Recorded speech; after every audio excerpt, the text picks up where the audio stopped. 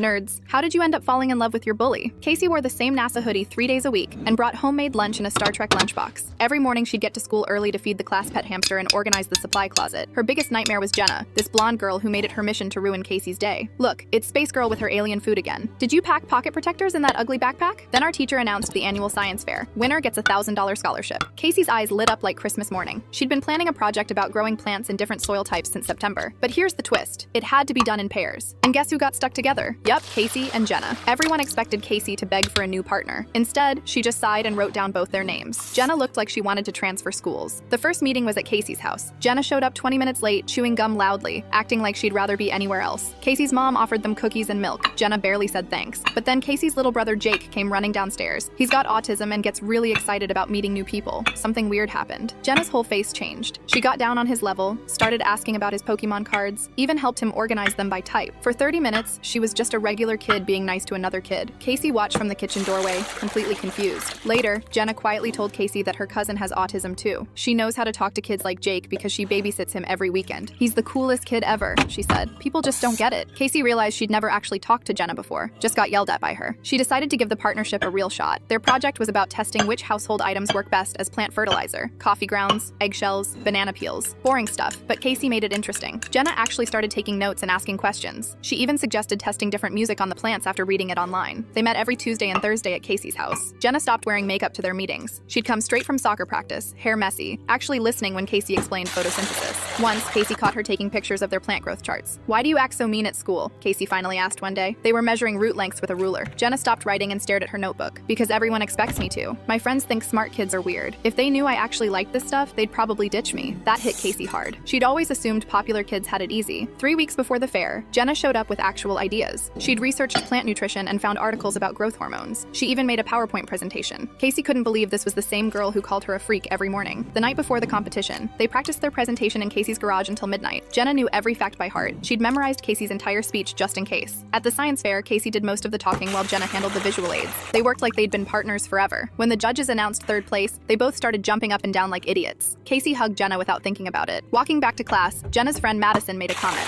"Wow, Jenna, hanging with the robot girl now?" Instead of laughing, Jenna stopped walking. "Her name's Casey, and she's way smarter than any of us." Madison looked shocked. So did Casey. That Monday at lunch, Jenna sat at Casey's table for the first time ever. Just the two of them, eating Casey's weird hummus sandwiches and talking about whether aliens exist. People stared, but neither of them cared anymore. 2 months later, Jenna asked Casey to go see a Marvel movie, not as partners, not for school, just because she wanted to hang out. They shared a large popcorn and argued about physics plot holes the whole way home. Now they're seniors and still best friends.